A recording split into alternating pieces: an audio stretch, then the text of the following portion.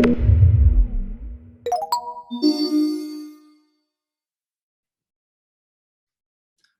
right, welcome. And so I'm really delighted today that we have, in fact, two very good friends of mine, and also about as much immunology and virology expertise as one could imagine having on a Zoom call. One day, maybe we'll all sit around an actual round table together, but maybe not quite yet. So I have up, at least in the top left of my screen, David Baltimore. So Professor Baltimore is professor in the biology department at Caltech. He's president emeritus of Caltech and won the Nobel Prize in 1977? 1975 for his work on RNA and viruses. And basically, David has had profound impacts on biology and on, I think, the public perception of biology, and on taking biotechnologies and thinking about both positive and negative consequences of them for the past several decades. And then at the top right of my screen is Mark Davis. Mark is the director and Avery Family Professor of Immunology at the Institute of Immunity, Transplantation, and Infection at Stanford.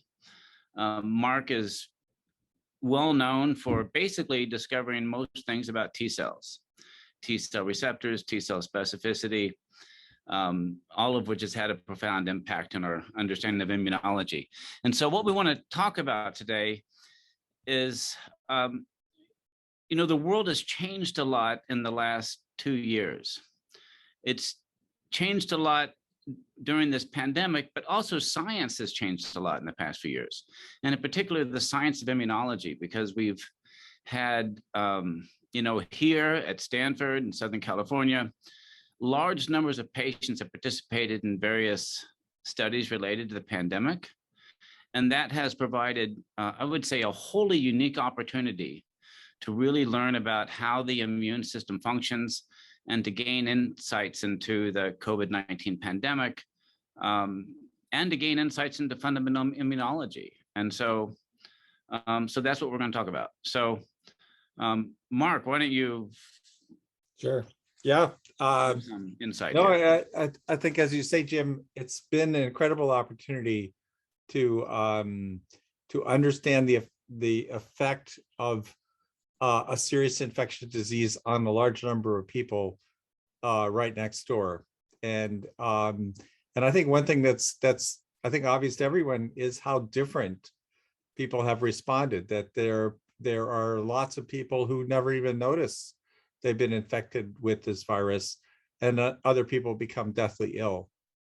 And it probably is in large part due to their immune systems, that we just have, whether through age or genetics or exposure, very different immune systems, and that can be a life or death difference, as we're being constantly reminded of in this pandemic. So, and that's been something we've been working on for many years now, is to try to understand just what is it that makes someone's immune system better than someone else's immune system, and what are the metrics of health in terms of the immune system. I mean, to me, it's crazy that if you go into a clinic and say, I'm worried about my heart, they're all over you with lots of high-tech assays and machines and so forth, and it's gonna cost a lot of money too.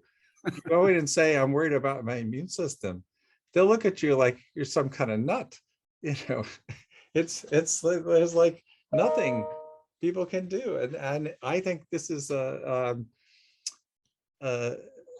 something immunologists need to figure out, and we have been working. I think we have lots of clues, but I think the pandemic is helping us a lot, because, and your work too, is, we can collect massive amounts of data and then throw it against the wall and really see, what can we tell? And there are already some things that have come out, at least as clues, but I think that's part of what's going to happen here, is that we're going to actually really know a lot more than we used to.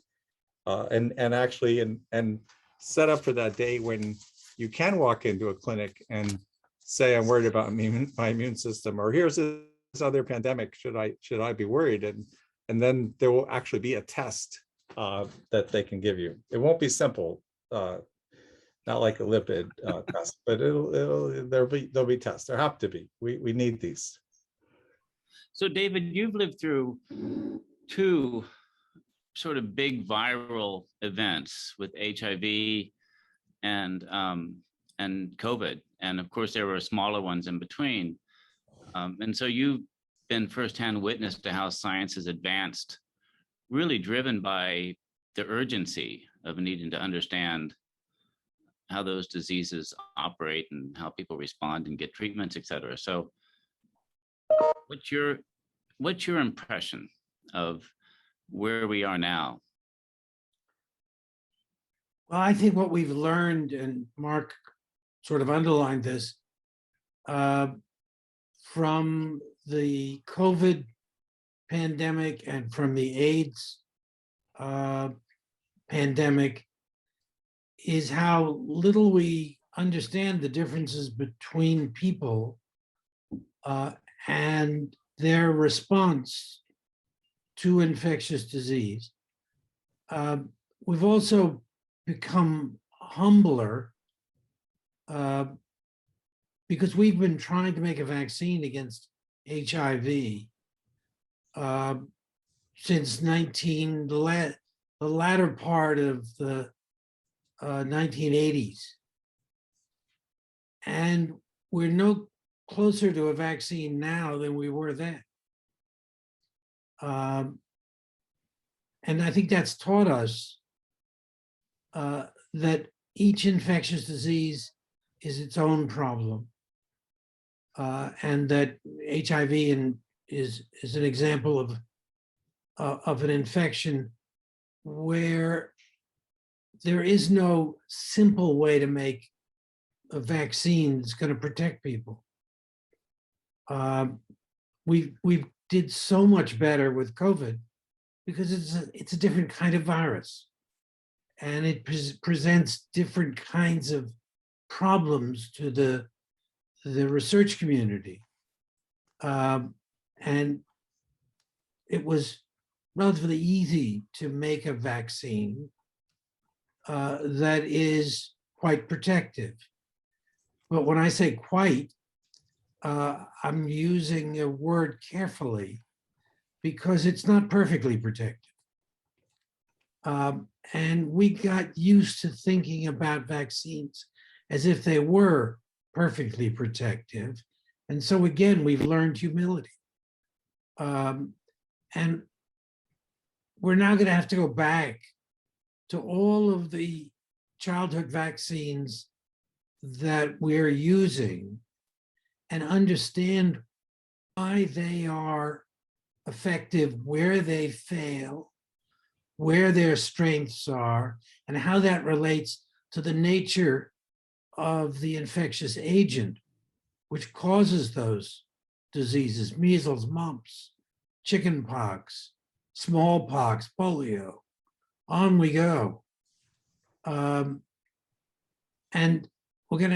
we really are going to have to go back to the lab and rethink these problems from the scratch, and understand why each of these organisms responds in a different way, and why the human immune system responds differently to these different organisms. We've also, there's been an interesting thing that's happened during this pandemic, in that, the vaccines are obviously a fundamentally new technology for vaccinating against a virus. These mRNA vaccines have been so successful. And in some ways, patients that are, I think there's a paradigm that if you actually get the disease, your immunity against the disease is more strong than if you had the vaccine. And that's not clearly true in this case. In fact, I know I had an early discussion we were looking at some of the data we had in our patients, and I was saying to Roger Perlmutter, who's on our board, that I thought this was the case, and he got actually pretty angry about this. He said, no, that's just not how it works. And but I actually think it might actually be true. And so it's an interesting, that's something that was completely unanticipated. And maybe it's not generally true, but at least it's true occasionally. And that's completely new. It's yeah, I think it's a complicated story, and at least from the T cell angle, it's not true. I mean, we've just gotten some data analyzing vaccine responses to people who had COVID earlier, and they have depressed responses.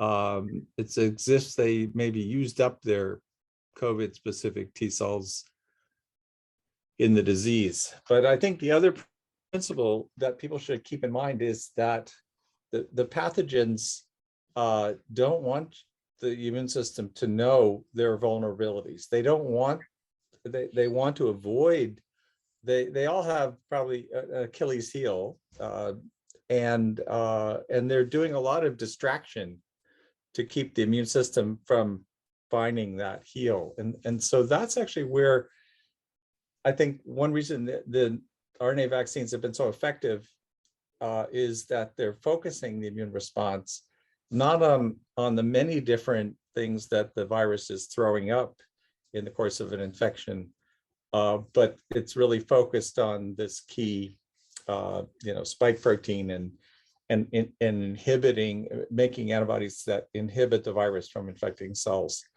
So I think that's something we're seeing in actually in SARS-CoV-2 now and in TB, that 98% of the T cell specificities don't correlate with protection, and some actually correlate with a more rapid disease course, and so that's something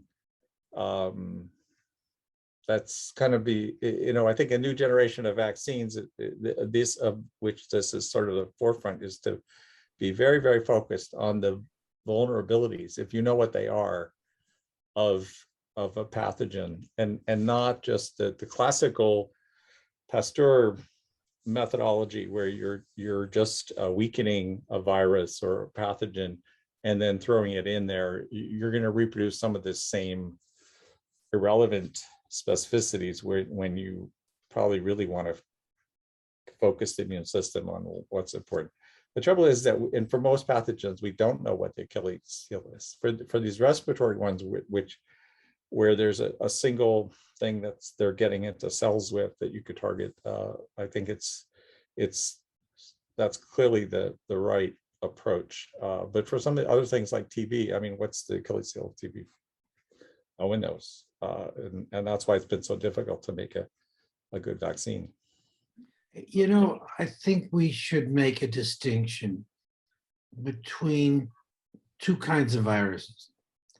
Viruses that have evolved with the human species and that are our natural pathogens. And measles, mumps, chickenpox, they're all of that kind. Polio, for instance, is highly specific for humans. Doesn't infect any other organism. And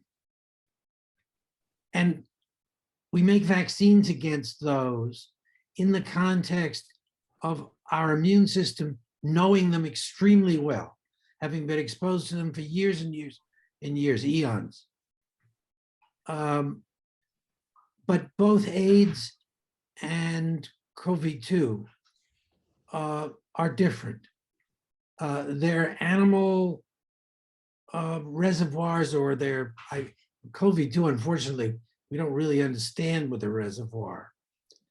But for HIV, we understand it quite well. And it's not a natural human pathogen. It evolved very recently into the human population. And so when we try to make vaccines against it, we don't have the same advantage of many centuries of exposure, which have evolved the virus and ourselves in combination. And then when we want to harness the immune system is really very good at dealing with those pathogens because we've been so close to them for so long. And I think we have to begin to think in those terms, although I don't fully understand what the implications are.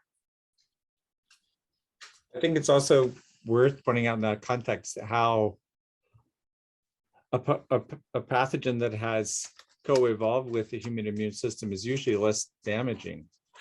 That it's smart enough not to kill off, you know, the goose that carries it around. And I'm very impressed. I think the champion pathogen is cytomegalovirus, which infects billions of people around the world and has been around forever. And it only makes you really sick if you have a severely damaged immune system. For most people, it actually improves their ability. We found that people carrying this virus, and they carry it forever once they get it, actually have better flu vaccine responses than people that don't have this virus. It is actually, you know, it's so clever. It doesn't hurt you mostly, and it even helps you defend against competitive viruses. It's really good at what it does. But these recent ones, the ones that just come in from a bat or a chimp or something like HIV, right? They're thrashing around. They've been evolving in some other organism, and then they get to humans, and they just do a lot more damage. Going back to the issue of the fact that there's such a broad variety of responses against SARS-CoV-2, because obviously there's some people that deal with it just fine and some that don't. And then, of course, there's a broad range of responses post-SARS-CoV-2, when you can develop chronic issues. And I think much of this goes to the baseline status of, this question of that Mark said at the beginning, what's my immune status? Because at least we see, there's a couple of major risk factors, and these have been reported by other folks as well, for both serious acute disease, but also for recovery. One is diabetes, and one is the presence of autoantibodies. And both of these are intimately coupled to the rest of your immune system. I don't know as much about diabetes, but I do know that there are fat molecules associated with certain diabetic patients that can serve as signaling, pro-inflammatory signaling to the immune system, and therefore compromise an immune effect. And that the autoantibodies that we and others have seen in patients neutralize certain immune responses. So do you think, if you were going to, and I don't know if I'm leading to a question here or not, I think so, but if you're going to try to measure the status of an immune system, someone, go back to your original question, a patient walks into a doctor, says they're worried about their immune system. You got to measure a lot of things, but how do you prioritize that? I would say autoantibodies and pre-existing conditions would be two important factors. I agree. Yeah. And it's actually pretty well known that these autoantibodies against key cytokines in the immune system that are part of how you start defense against a virus like SARS-CoV-2. You've got one hand tied behind your back. If you're neutralizing those cytokines, that's bad news, and that's been correlated with a more severe disease. And I'm sure we'll find other things that correlate. And but the problem is the immune system is very vast and has many components, a lot of moving parts, and maybe a lot of hidden defects in individuals that we don't know about, that might be contributing to diabetes, that might be contributing to some of these other obesity, pre-existing conditions that for some reasons that we don't in most cases understand, make people more susceptible. But then you find out, because so many people have been, we're talking millions and millions of people have been affected in the US, tens of millions. That's a huge bit of data. And with modern methodologies, which is the other, I think the good news here is also how we've got this whole suite of technologies now, many coming from the Human Genome Project, but others from here and there. We really have a much better ability to understand a human immune response now than we did even a couple of years ago. So that's going to be helpful in trying to figure out what are all the things that might be important. And then of course, they might not be that important for the next pandemic. And that's another interesting topic to say, this is not going to be this is not the last pandemic. There are every reason to look forward to some other pandemics, and they may not be as devastating, but maybe they will be as devastating, because what people have been really worried about has been bird flu, which is not many steps away from being able to infect people, or people-to-people infections, aerosol infections. And then that has a 30% mortality. And that would be just incredibly, that would make COVID look like a walk in the park, if that gets around in the way COVID did.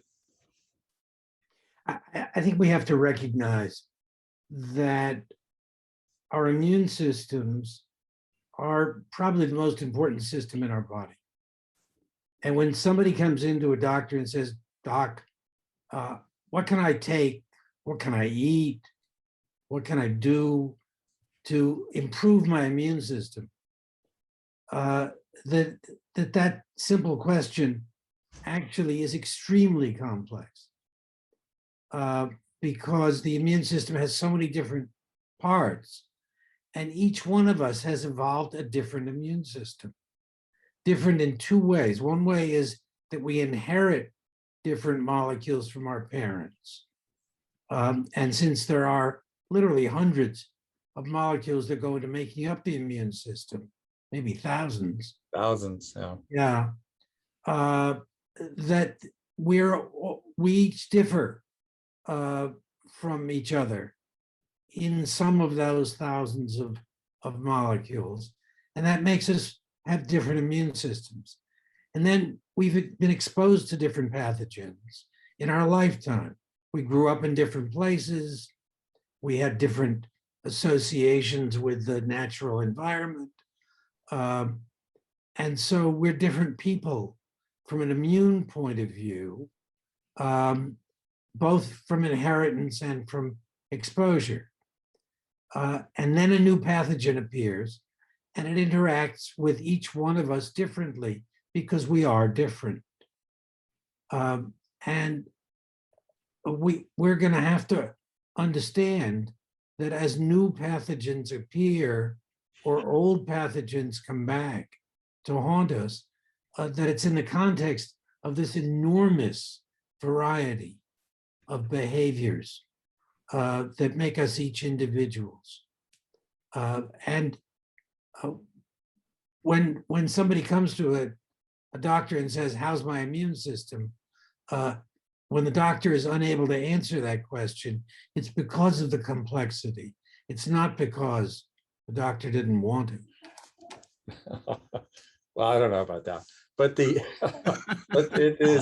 it's a complex problem, and physicians are famous for ignoring things they can't do anything about. So but you're right. I think people are ready for a basic like cholesterol test, though a significantly more complex one. So yeah, and I think we're getting there.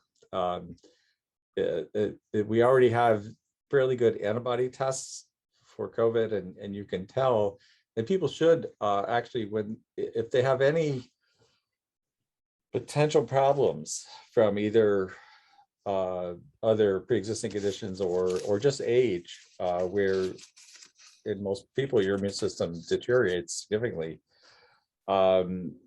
You can now get, I know at Stanford, you can definitely get some very high quality antibody tests to say whether you're making the right antibodies to give you like this first line of defense against the SARS-CoV-2.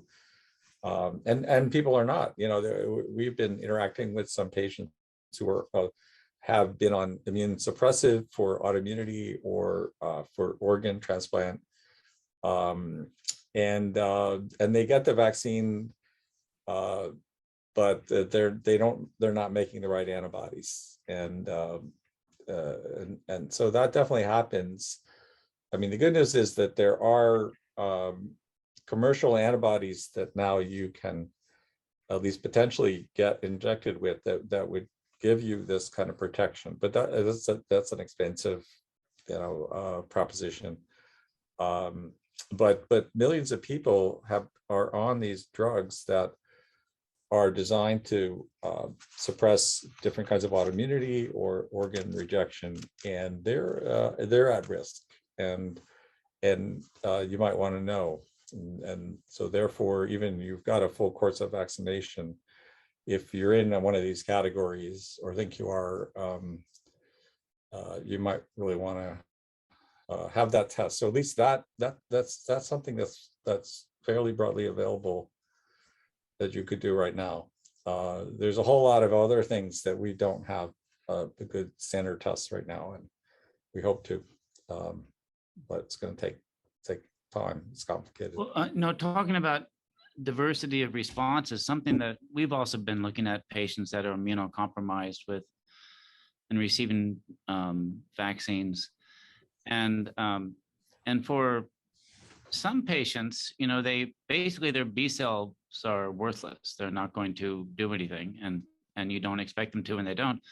But they are able to develop a pretty strong T cell response and recover from actually the virus. MS patients, many MS patients are like that. Mm-hmm.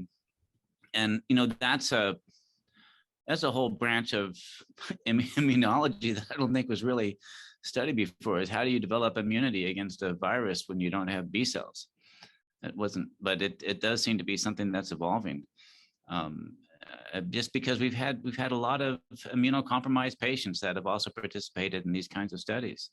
But the people on really serious immunosuppressors like organ transplant patients, there's really nothing that no response there. But monoclonal treatments have actually worked in the clinic for those patients.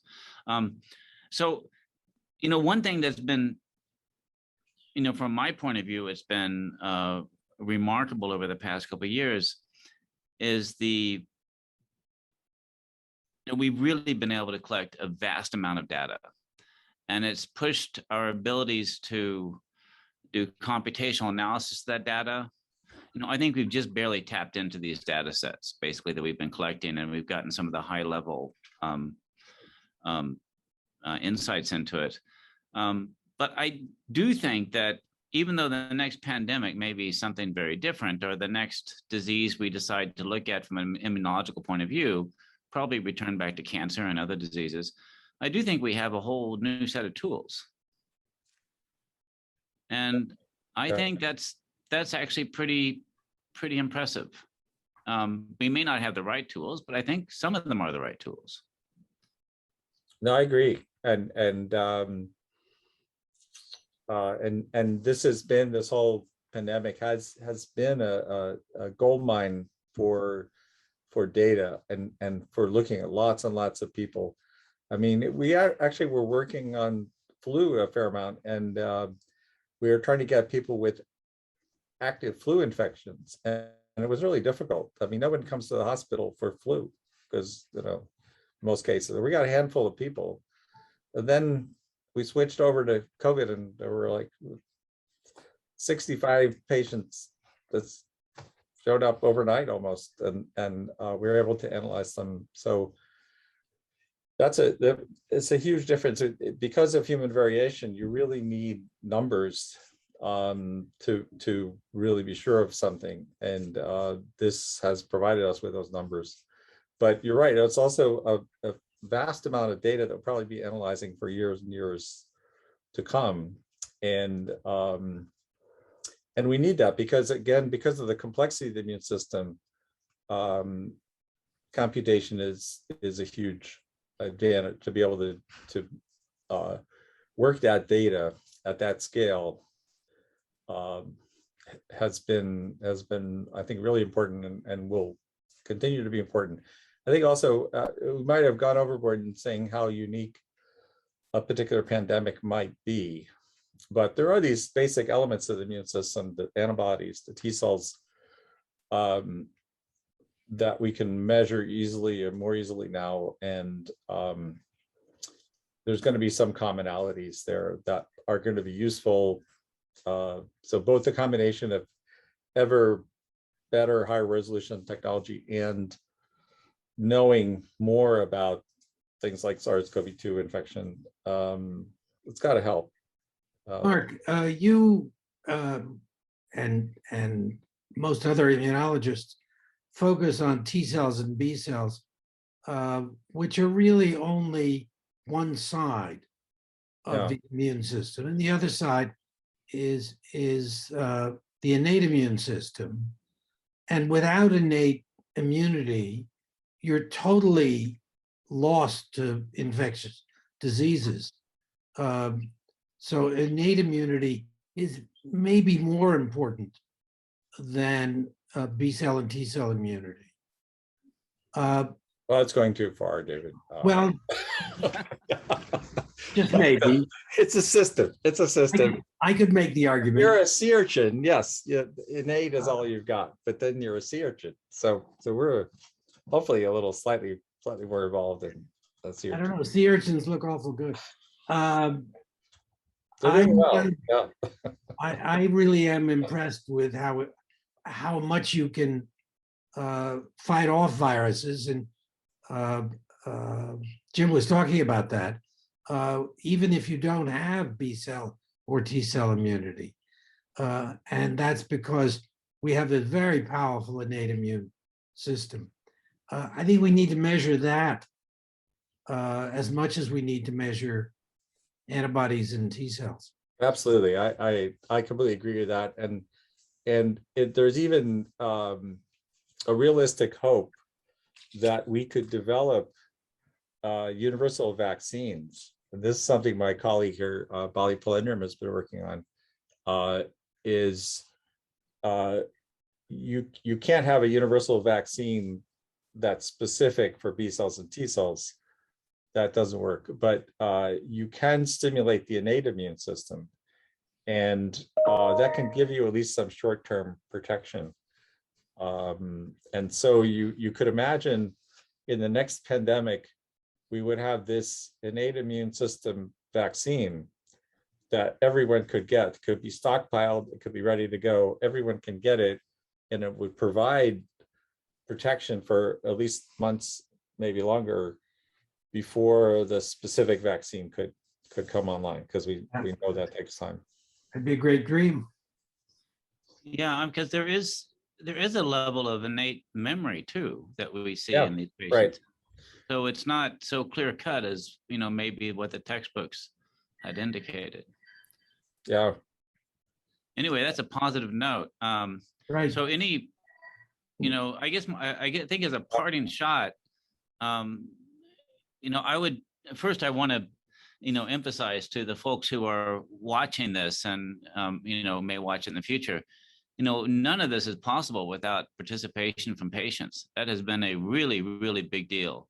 And it has, we went from, having maybe 20 patients, which is really just enough to tease your appetite, but not enough to learn about a science, to now having, there's a national study we're involved in that's involves 16,000 patients over time, which is really what it takes to understand the heterogeneity of a disease like this. And so, for sure, thank you to all the patients out there that have participated and helping make studies like this advance the field. Absolutely. Yeah. Absolutely. All right, and with that, I think I'm going to just thank you, gentlemen, for your time. I think it's been a great discussion, and I very much appreciate you being here, and I'm sure we'll talk soon. Okay. Nice talking with you. All right. Bye-bye.